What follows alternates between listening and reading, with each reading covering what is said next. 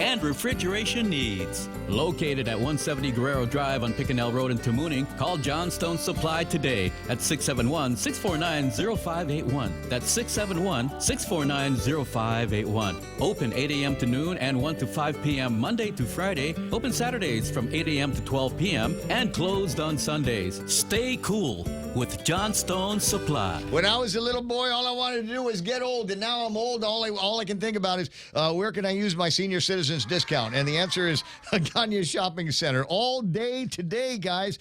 We've got the Silver Savings Tuesdays event going on. They do this every Tuesday. Unbeatable deals and discounts at places like the SM Island Store, Capricciosa, Cinnabon, Subway, Robbins Planters, Ross Dress for Less, and plenty more.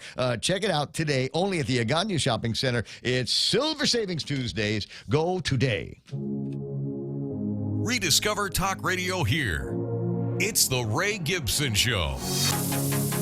Call now, 888-TALK. That's 888-8255.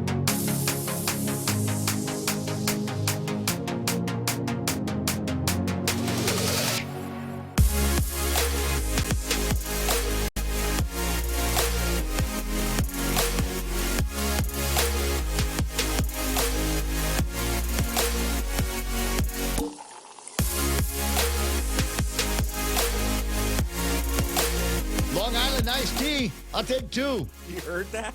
Yeah, I can hear everything. That's what it sounded like. I hear it all. I've got these super sensitive ears, and sometimes it's good and sometimes it's bad. Yeah, EOD Kaboom online saying tough morning. As a matter of fact, it is.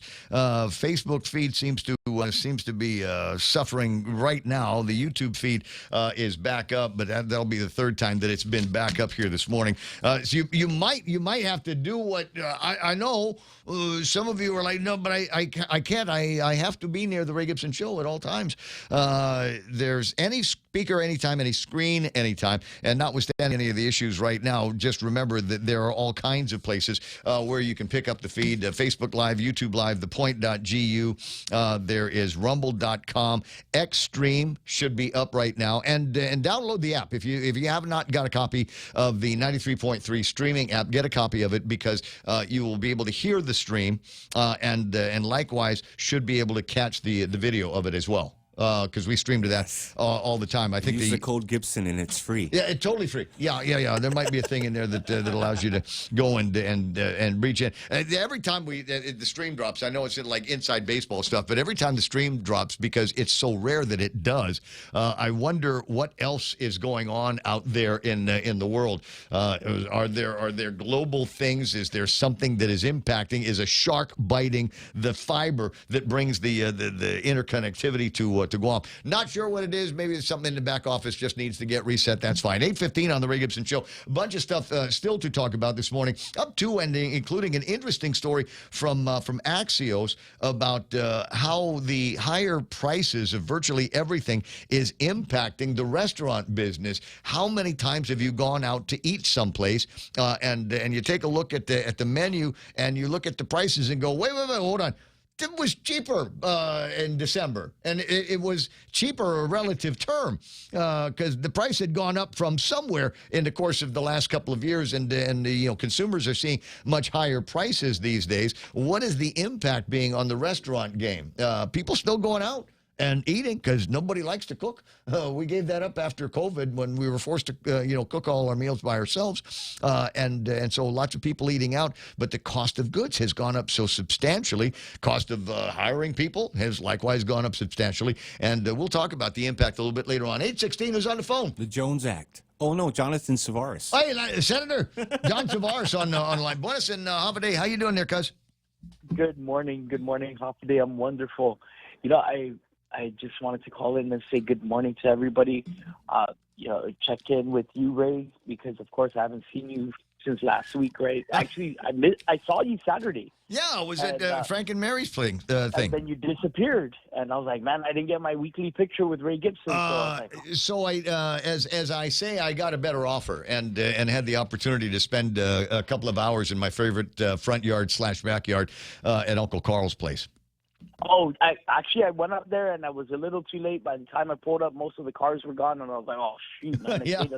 I had to drop my kids home first because I wasn't going to go up to, I had the kids up out all day, and we just had to get them home and before I had to hit up Uncle Carl's. But like I said, when I pulled up, everybody was gone. And I pulled up to Joe Cruz's house and I said, Joe, let's go. And he said, bro, I crashed at the race today. And I was like, Joe, Whoa, wait, I didn't hear about that. How about Joe? You crash?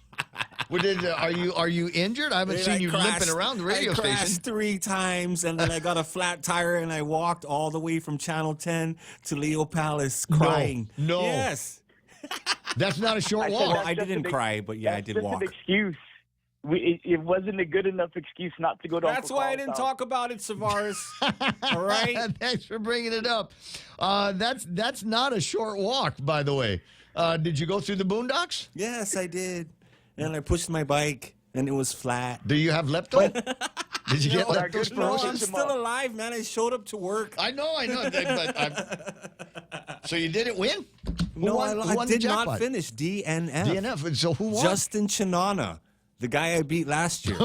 He trained all year for that. Yeah. He got it, man. Congrats, bro. And then Zach Murphy got second on that. And putting then, nails and screws on the trail so you'd get a flat. Nice. I deserved it. 8819. Well, thank you for the moment of levity here for me and Real Joe there, John Savaris. What else is on your mind? So, I was listening to Mayor Alec this morning, right? Salty Talking today. I understand why. And I bring that up because remember in past December we ran a basketball tournament in Santa Barbara because we wanted to raise money to make sure that we had money for maintenance of our beautiful facility that they just built, right? We're out of our warranty and we're starting to run into issues previous to the warranty being running out. Lovely. And we're like, well, we know that the government of Guam isn't always doing the best job that they can to make sure maintenance is taken care of. So myself, the mayor, Shania, who runs the Dadito Yellow Jackets, and Christian Acosta, who's one of our basketball players, at the court, we all came together and said, hey, look, we need to do something to make sure we have extra money in case something happens at the court, right? We have the incidentals, our nets and our rims. People like to dunk sometimes. So those things mess up. We have to be able to replace it. And, of course, when we needed to make sure that we had access to funding to do that outside, because we know if we had to wait for the procurement process to do any of that, we would lose our part. We would lose our basketball court. And we've already done that for over a year, waiting for the renovation to be done. So this is why we were proactive. We had to take proactive measures to make sure that we put something within the mayor's office so they have extra money specifically to maintain that our facility. And Mayor Alec is absolutely right. We always want nice things, but the thing is we can't maintain those nice things, and then eventually those nice things turn into things that look like situations that we have at GMH. And this is the problem. If we want nice things, every year we need to put budget. We need to make sure that there's money for maintenance of these nice things, so we can have that nice thing still nice in 10 years. And I'm thinking about like the police station, the precinct up in Sinania. Got it all built up there, and here comes the first big wind, first big rain, and all of a sudden the paint's going bad and moldy and everything, and not a whole lot I think set aside to be able to maintain that. And don't get me started on Southern High. Exactly. I remember because I was in high school when Southern High was built, and Southern High was a state of the art facility. Yeah. State of the art for everything. And 10 years, even a couple years after Southern High was built, we're already hearing that the pool's inoperable. Well, they never used it. I don't think the pool was ever used. I think it showed when they showed up and everybody went in for the big grand tour of this incredible facility. It had water in it, and I think that was the end of it. I don't think there was any maintenance on it. It went green almost immediately, and has been what should be a palace for our kids down south. We've got the performance place. We got the theater that they built down there. There should have been every major football game in the history of sports on Guam, in the history of high school sports. It should have been played on that field. But what, they got a drain in the middle of it? They got steel, Exactly. they got a drain trap right in the middle of everything, and you just go, what? Who authorized all of this stuff? And They have a why did we not set aside money to maintain it? So I get it. I can totally empathize with Mayor Jess Allig. So all right, thank you very much. Thank you for the gym. Our kids are going to appreciate it. But do we likewise? Are you going to give me money to maintain it? One of the conversations that came up the other day, well-intentioned piece of legislation that passed now into law to allow for veterans and their families to attend University of Guam for nothing. Just pay the whatever the fees and books and all of that stuff, but your tuition is going to be covered. But I don't know that they put any money towards that, so I don't know what Anita Enriquez and the rest of the folks at the university are going to do if they get a windfall, deservedly so. Deservedly so, of veterans and their families. Like I said, well-intentioned, but is there some dough behind that that's going to prevent the University of Guam to go back to the legislature and Chris Duenas in the middle of the year and ask for more money? Well, and those are the things that have to be really looked at. Because I'll tell you, as a vet, I'm one of those veterans who I went in and I assessed my disabilities using my education, using my tuition assistance. And by the time I got to realizing I wanted to be an agriculture major, I was at the tail end of how much tuition assistance that I had, Oops. and I wasn't able to finish because I figured out, okay, started as a psychology major, and I was like, oh well, this ain't gonna help if I'm trying to process my own disabilities, my issues with that I had in the military. Trying to listen to other issues and go through that psychology program, I realized that that's not fit me. But I took the tools that I learned in my psychology class to help me with the issues that I was going through, because it was easy to apply when getting all the other side. I switched over to another degree, and then I eventually found agriculture, and I was like, okay, well, I really like this. I'm able to handle stuff to connect with my military background with the soil testing and water. So at the time, a lot of us vets find out, okay, well, this is a good path for us.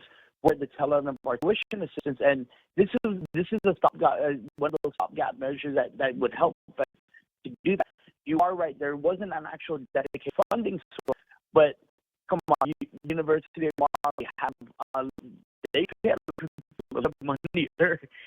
I'm pretty sure they can find it. Oh, you mean maybe the long tenured individuals at the university that I'm pretty sure people can the university at least find the fund to cover the veterans who want to go to school, and then the government, we can figure out within the legislature where to get the extra money for the spouses and kids who are trying to use that tuition. Because I'm pretty sure we're going to have to generate revenue somewhere over that kind of cost.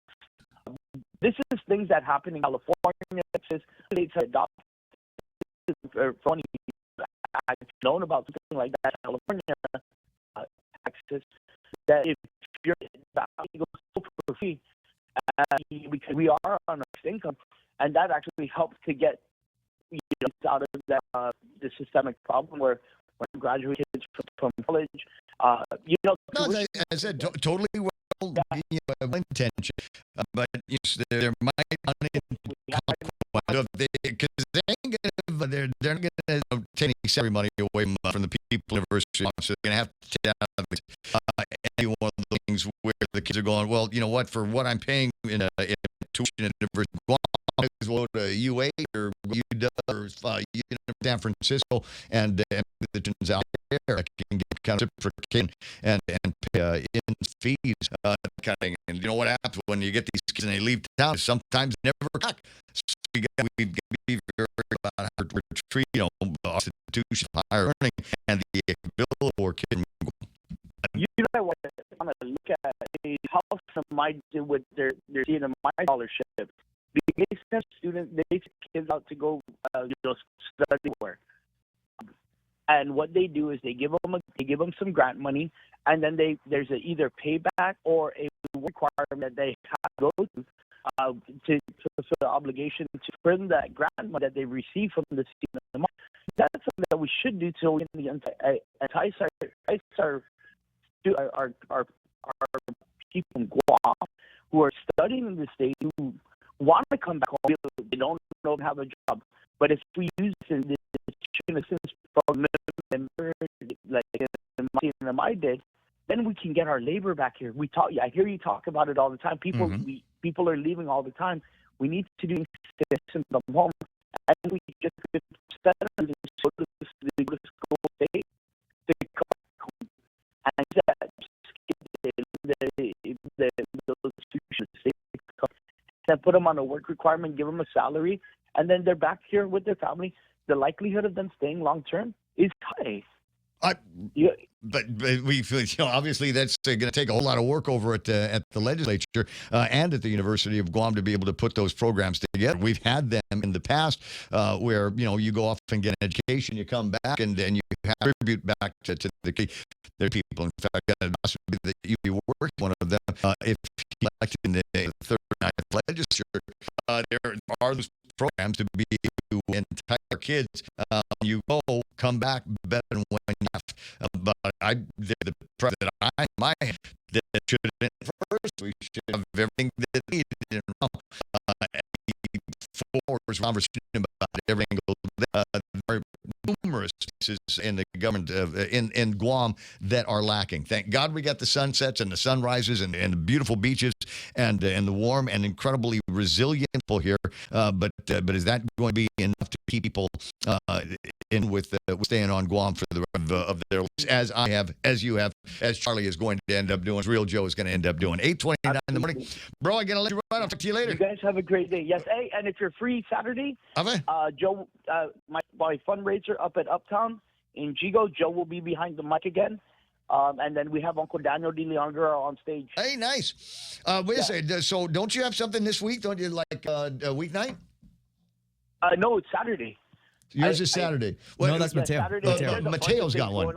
Okay. Mateo, Roy Canata, and Senator Tony. Borja, Tony Ada. Will there be hamburgers at Roy's? Let me message him and then I'll message Joe. Beer and burgers. That's the only reason Ray will show. That's it. Yeah. You guys have a good day. We'll do my best. We'll do my best. 8:30 in the morning. It's the Ray Gibson Show until it's not going to be anymore. 888-8255-888-TALK. And I got guys. My technology partners are looking into the instability of our feeds. It's rare that they all of them go down at the same time. And I'm looking, going, okay, there's nothing I'm doing but pressing buttons. So it will be on and off. If you like, there will be on YouTube a little bit later on. If you're catching bits and pieces of this, there will be on YouTube a safety copy that I will upload at 10 o'clock this morning as soon as we're all done with just about everything. Let's look at news and headlines coming up. But welcoming Charlie, etc., into the world of running a restaurant/bar, and Axios has sent up some restaurants are stuck, is what they're saying, and this might be. It's either going to be the best of times, and we're just catching it at the bottom, and things are going to get crazy better, or there's going to have to be some other conversations that take place. Axios reporting restaurant owners say they can't raise prices any further, even as sales and traffic stabilize. The James Beard Foundation put together a report, and they're releasing some of the findings now. Recent survival tactics like higher prices and more deliveries aren't working anymore. I'm reminded of a place that basically had bowls of rice with like poke or chicken and whatever in it, and they didn't sustain anymore the price increases that the customers had expectations. I mean, it's a bowl of rice with some chicken or something in it, and you can't sell that for $16, $20 for a bowl of rice anymore. You price yourself out. Yeah, exactly. And people would just go someplace else. Diners are skipping things like getting another drink, sharing desserts, and trimming add-ons to keep the bills lower. I find myself doing that as well. There's just not a lot of elasticity left in the restaurant market. Delivery hasn't provided relief either. When the COVID time came up, everybody says, that's all right. Nobody can come into the restaurant because we're supposed to be shut down. That's all right. We got a guy that'll come and pick up your meal and drop it off to you at your house, or you can come and pick it up. Restaurant operators who added online ordering and delivery options are reporting lower profit as a result. Now, I don't know how that works. So if I got a guy, if I call somebody and ask them to go by your place and pick up a pizza for me, they charge me, obviously. Do they charge you as well? Yeah, so we pay a percentage into that. So they sort of take a little bit of the revenues that we would make off that. Oh, And really? that's the way the business model So works. they get money from the customer, and then they charge you as well for the privilege of taking your pizza over to somebody's house. Correct. Didn't know that. Yeah, that's the way the business model works. And so, and that's one of the things, back to your point, we got to get the money back to the people, because during COVID, you will see the local community went out and spent money. Yeah. So, we got to get the money back. Got to get the money back to the people. And then there's labor. Half of the operators say that they are understaffed. People aren't going to work in the restaurants. I always thought when I was kids, it was, I don't want to say it was a rarity, but there was a hesitation sometimes for locals to go work in restaurants because they didn't want to appear like they were servers. They wanted to be customers. They didn't want that stigma of that. But apparently it's universal. The share of restaurants offering big raises plunged from about 70% in 2024 to just 15% last year. Nearly 1 in 5 weren't able to boost pay at all. You do a good job with your customers, you're going to get some decent tips, but we're paying you what we're paying you. 62% reported good or excellent performance, up from 54% in 2024. So there is some light at the end of the rainbow here. Some businesses say conditions are improving. Nearly 75% say they're optimistic about this year's potential in the restaurant/bar game, and maybe that's among the reasons why you've decided that this was the year that you and Chewy were and John. Apparently, there was another Marine that was involved. I'm finding this stuff out here, so I beep Charlie with an idea for the place, and then he'd go back to Chewy and John and say, Ray thinks this might be a good idea, so let's do it. Oh, did he tell you about the plugs? And then they're like, wait, Ray who? Who Ray? And so they finally found out it was me. Anyway, it's a silent plank owner of the business. Yeah, someplace to plug in the phones and the chargers. It makes sense. And little hooks underneath the bar so that people can put their purses in. Yeah, for my purse. I'm sorry, holster. So I can put that there. Anyway, 8:35 in the morning. Last look at news and headlines. We'll hit you with some celebrity birthdays and special events as well as the Ray Gibson Show continues. Hafaloha Guam. Get ready to feel the island rhythm. The Hafaloha Concert Series Part 5 is coming to Ipoh Beach Park on March 6th, and the headliner is none other than J Boog. One epic night, live under the stars, singing every song with your friends, dancing to the beats island style. This is the concert everyone's talking about, and yes, it's worth it. Tickets are going fast, so lock yours in now at guamtime.net. Don't miss J Boog live on Guam March 6th. Hafaloha Concert Series Part 5. Who knew buying gas could help with your grocery bills? At 76 Circle K, when you fuel more, you can win groceries. Every 7 gallons of fuel earns you an automatic entry to win up to $3,500 in groceries every week at Payless. Fuel up and you're in. For My Rewards members, entries are tracked automatically. Not a member yet? Join My Rewards